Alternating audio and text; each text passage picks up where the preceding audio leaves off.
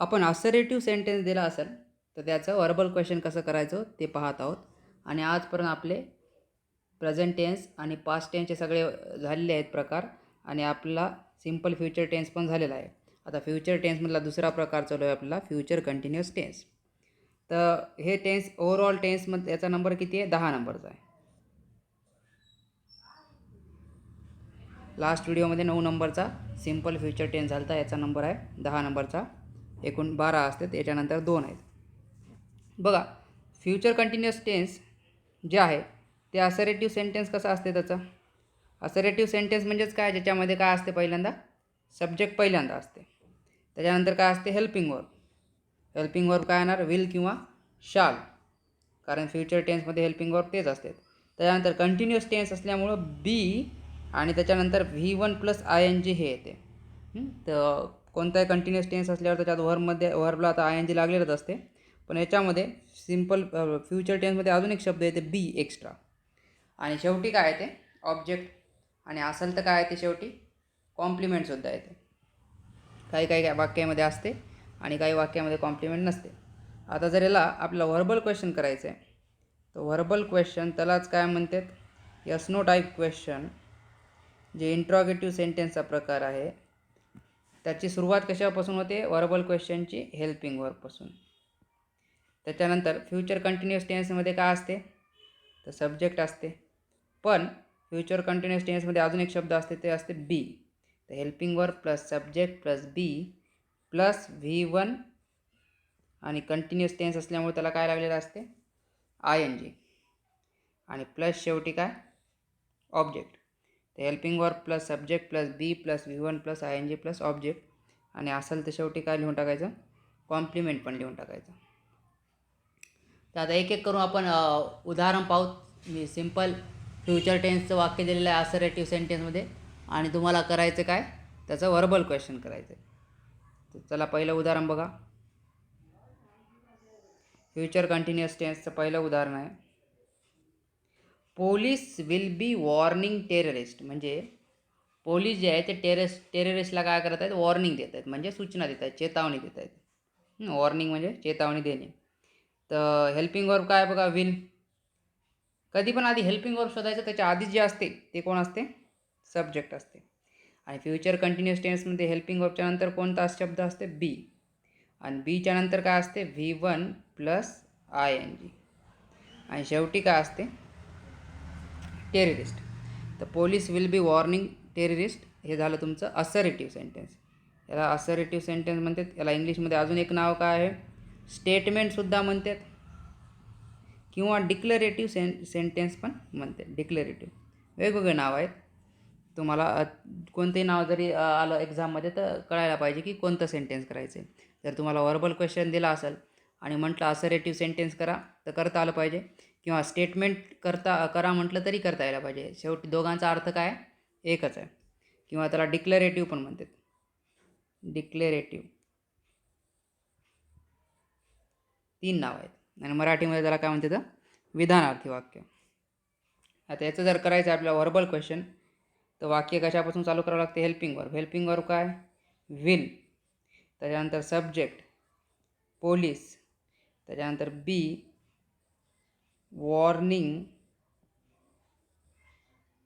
Terrorist. Subject काय हे will काय आहे, हेल्पिंग वर्ब आहे. पोलीस काय, सब्जेक्ट आहे. बी वॉर्न म्हणजे V1 आहे, त्याला ING लावलं तर वॉर्निंग झालं. आणि टेररिस्ट काय, ऑब्जेक्ट आहे. इथं काय नाही, इथं कॉम्प्लिमेंट नाही आहे. तर झालं का एवढं केल्यानंतर, तर नाही, हे तुम्ही काय केलं आहे, व्हर्बल क्वेश्चन केला. आणि व्हर्बल क्वेश्चनच्या शेवटी काय असते, क्वेश्चन मार्क असते. तर क्वेश्चन मार्क देणं खूप इम्पॉर्टंट आहे. तर पुढचं बघा, 2 नंबरचं उदाहरण फ्युचर कंटिन्युअस टेन्सचं. He will be sharing half tiffin with me. म्हणजे तो त्याचा अर्धा डब्बा, अर्धा जे टिफिन बॉक्स आहे तो माझ्यासोबत शेअर करेल, म्हणजे वाटून घेईल. तर ही सब्जेक्ट आहे, कारण ते विलच्या आधी आहे. विल काय, हेल्पिंग वर्ब आहे. हेल्पिंग वर्बच्या नंतर बी येते. शेअर करणे म्हणजे वाटून घेणे, हे V1 आहे, त्याला ING लागलं तर शेअरिंग झालं. हाफ टिफिन हे काय, ऑब्जेक्ट आहे. आणि विथ मी काय आहे बघा कॉम्प्लिमेंट, कारण विथ काय तुमचं प्रिपोजिशन आहे. हे झालं असर्टिव्ह सेंटेन्स. याला करायचं आहे वर्बल क्वेश्चन. वर्बल क्वेश्चन करताना तुम्हाला काय हेल्पिंग वर्बपासून चालू करावं लागते वाक्य. हेल्पिंग वर्ब काय बघा विल, त्याच्यानंतर काय येणार he, be, sharing, half, tiffin, with me, question mark. Be काय हेल्पिंग वर्ब, ही काय सब्जेक्ट, बी काय बी तर बी असते सॉरी, बीच्या खाली बी अंडरलाईन करायचं. शेअरिंग V1 + ING आहे. हाफ टिफिन ऑब्जेक्ट आणि विथ मी काय कॉम्प्लिमेंट आहे. तर will he be sharing half tiffin with me, याचा अर्थ काय की तो त्याचा डब्बा अर्धा माझ्यासोबत वाटेल का. क्वेश्चन आहे ते, यस नो टाईप क्वेश्चन आहे. कारण एक तर वाटणार असेल तर यस उत्तर येईल आणि वाटणार नसेल तर काय येणार आहे नो उत्तर येणार आहे. फ्युचर कंटिन्युअस टेन्स 3 नंबरचं वाक्य आहे. They will be laughing at me, म्हणजे ते माझ्यावर हसतील असं वाक्याचा अर्थ आहे. कारण दे म्हणजे काय ते, विल हेल्पिंग वर्ब आहे जे की फ्युचर टेन्स दाखवते. बी जे आहे ते कंटिन्युअस टेन्समध्ये ते. लाफ म्हणजे हसणे, हे V1 आहे त्याला ING लागलं, काय झालं लाफिंग. आणि हे ॲट या प्रिपोजिशनपासून पुढचं ॲट मी हे काय आहे तुमचं ऑब्जेक्ट आहे. तर हे जे मी आहे ते काय ते उद्या मला तुम्ही सांगायचं. मी तर प्रोनाऊन आहे, प्रिपोजिशन आहे, वर्ब आहे, ॲडवर्ब आहे, ॲडजेक्टिव्ह आहे, काय आहे ते सांगायचं. तिसऱ्या वाक्यामध्ये मी जे आहे ते काय. हे झालं असर्टिव्ह सेंटेन्स. याला करायचं तुम्हाला वर्बल क्वेश्चन. वर्बल क्वेश्चन कसं करणार तुम्ही. हेल्पिंग वर्ब काय विल, त्याच्यानंतर सब्जेक्ट काय दे, सब्जेक्ट नंतर बी आणि नंतर काय येणार आहे लाफिंग, LAUGH हे लाफ आहे V1 त्याला लागलं ING लाफिंग. आणि ॲट मी हे झाला तुमचा ऑब्जेक्ट. हे हेल्पिंग वर्ब, हे सब्जेक्ट, हे बी, हे V1 + ING आणि ॲट मी काय ऑब्जेक्ट. आणि शेवटी तसं सोडायचं नाही, क्वेश्चन मार्क द्यायचा मगच सोडायचं. तर will they B laughing at me म्हणजे ते माझ्यावर हसतील का. जर हसणार असतील तर उत्तर यस आणि नसतील तर नो, म्हणून त्याला काय म्हणते यस नो टाईप क्वेश्चन म्हणते. चला 4th नंबरचं सेंटेन्स घ्या. 4th नंबरचं सेंटेन्स काय फ्युचर कंटिन्युअस टेन्समध्ये. Madhav will be opening new store in Ardhapur, म्हणजे माधव अर्धापूरमध्ये काय नवीन स्टोअर म्हणजे दुकान उघडेल. तर हे तुमचं सिम्पल फ्युचर कंटिन्युअस टेन्सचं वाक्य आहे. कारण इथे हेल्पिंग वर्ब काय विल आहे, सब्जेक्ट माधव आहे, त्याच्यानंतर बी आहे, ओपन V1 असते, ओपन म्हणजे उघडणे, त्याला काय लागलं ING म्हणजे उघडण्याची क्रिया चालू आहे. न्यू स्टोअर हे आहे तुमचं ऑब्जेक्ट आणि इन अर्धापूर आहे कॉम्प्लिमेंट. आणि हे इन का आहे इन जे शब्द आहे ते त्याची त्याचं पार्ट ऑफ स्पीच जे आहे त्याची शब्दाची जात काय आहे ते खाली कमेंट्समध्ये सांगा. इन शब्द जे आहे ते काय ते सांगायचं आहे. चला हे Madhav will be opening new store in Ardhapur हे झालं तुमचं असर्टिव्ह सेंटेन्स. त्याला तुम्हाला आता वर्बल क्वेश्चन बनवायचं आहे.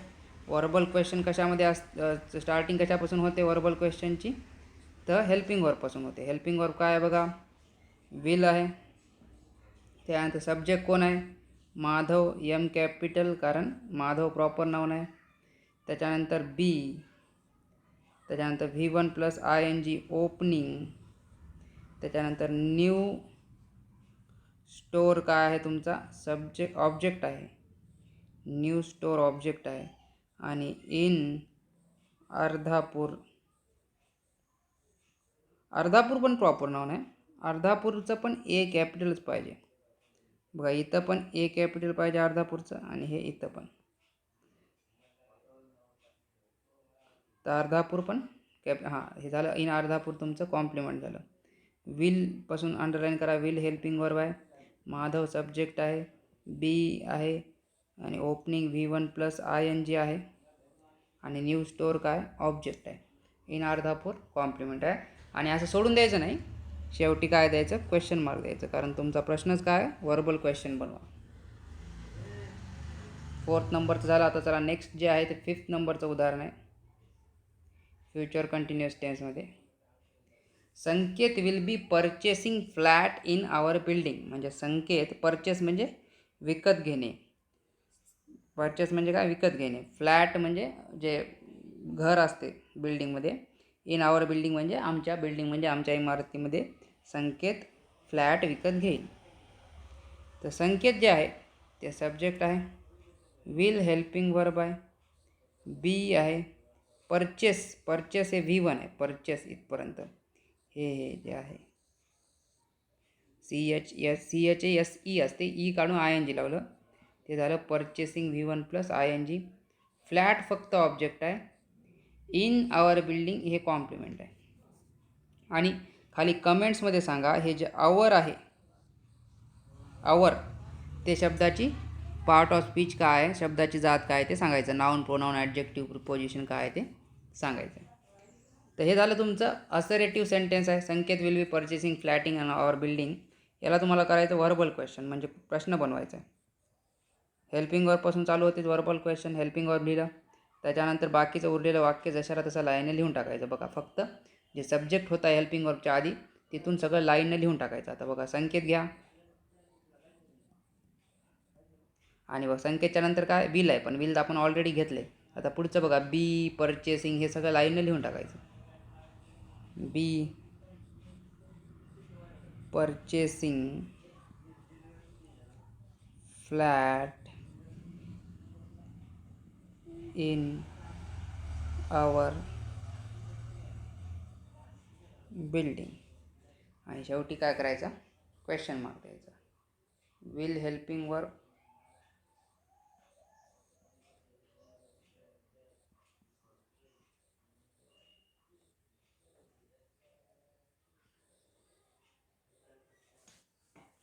Will Sanket be purchasing flat in our building. हे तुमचं व्हर्बल क्वेश्चन तयार झालं. चला आता नेक्स्ट उदाहरण बघा नंबर 6चं फ्युचर कंटिन्युअस टेन्सचं. You will be tearing my answer sheet. Tear म्हणजे फाडणे. तर तू माझी आन्सर शीट फाडत असशील. हे तुमचं काय आहे वाक्य, असर्टिव्ह सेंटेन्स आहे. हे सब्जेक्ट,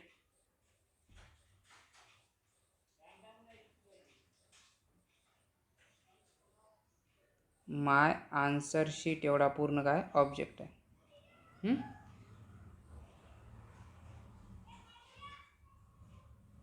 हे जे आन्सर आहे त्याची पार्ट ऑफ स्पीच खाली कमेंट्समध्ये सांगा मला काय आहे ते. याला करायचं verbal question. Will you be tearing my answer sheet. शेवटी question mark. Will helping verb, you subject, be. तर बीच आहे टिअरिंग V1 प्लस ING आहे. माय आन्सर शीट एवढं काय पूर्ण ऑब्जेक्ट आहे.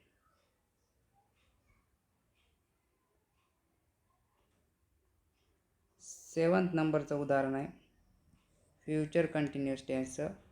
Mayank will be forgiving his brother. Forgive करणे म्हणजे काय, माफ करणे. तर मयंक त्याच्या भावाला माफ करेल असं वाक्य आहे. मयंक काय तुमचा सब्जेक्ट, विल काय हेल्पिंग वर्ब, त्यानंतर बी फॉरगिव्ह. फॉरगिव्ह V1 असते त्याला लावलं ING, त्याला म्हणायचं फॉरगिव्हिंग. हिज ब्रदर जे आहे ते ऑब्जेक्ट आहे. याला हेल्पिंग वर्ब पहिल्यांदा घ्यायचं, वाक्य जशाला तसं. विल घेतलं, त्याच्यानंतर सब्जेक्ट कोण आहे Mayank, be forgiving his brother. शेवटी क्वेश्चन मार्क.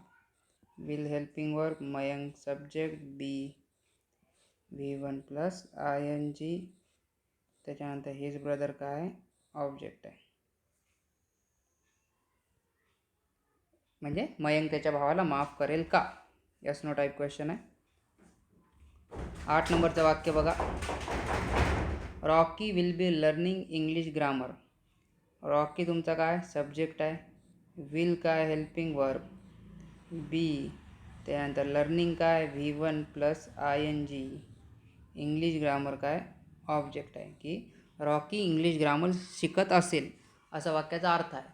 तर याला जर क्वेश्चन बनवला तर काय अर्थ होते की रॉकी इंग्लिश ग्रामर शिकत असेल का.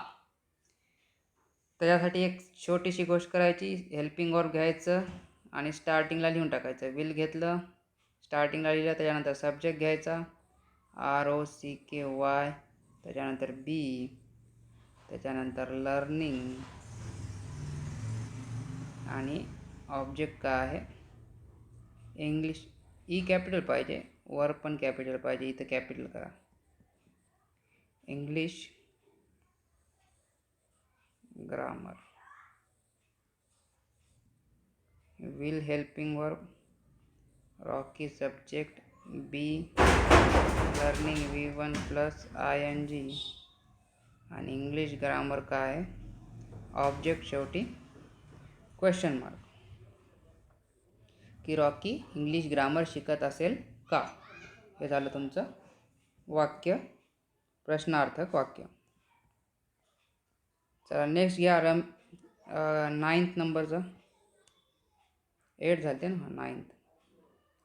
Ramesh will be supplying medicine to us. Supplying म्हणजे पुरवठा करणे, म्हणजे आणून देईल. रमेश आम्हाला मेडिसिन म्हणजे काय औषधांचा सप्लाय करेल, करत असेल असं वाक्य आहे. रमेश सब्जेक्ट आहे, विल हेल्पिंग वर्ब आहे, त्यानंतर बी सप्लाईंगमध्ये इथं यल राहिले, हे V1 प्लस ING आहे. सप्लाय म्हणजे पुरवठा करणे. मेडिसिन ऑब्जेक्ट आहे, मेडिसिन म्हणजे औषधं, आणि टू असे आहे तुमचं कॉम्प्लिमेंट. सिम्पल आहे. हेल्पिंग वर्ब फर्स्ट घ्यायचं, त्याच्यानंतर सब्जेक्ट घ्यायचा रमेश, त्या बी,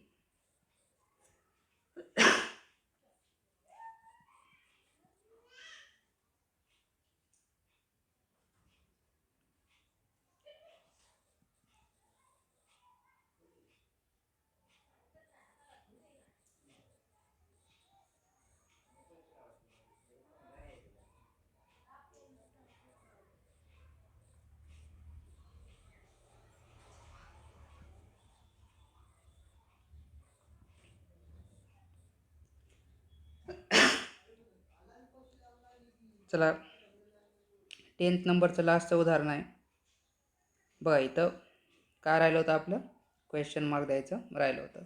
will Ramesh be supplying medicine to us, शेवटी क्वेश्चन मार्क.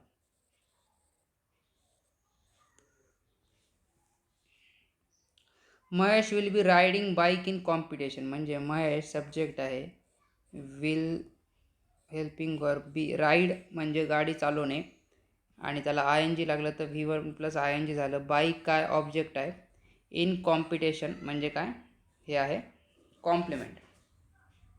महेश स्पर्धेमध्ये गाडी चालवेल म्हणजे रेसमध्ये. याचं तुम्हाला बनवायचं आहे वर्बल क्वेश्चन. खूपच सिंपल काम आहे. हेल्पिंग वर्ब आधी घ्यायचं, विल सब्जेक्ट घ्यायचा महेश, त्यानंतर be riding bike in competition.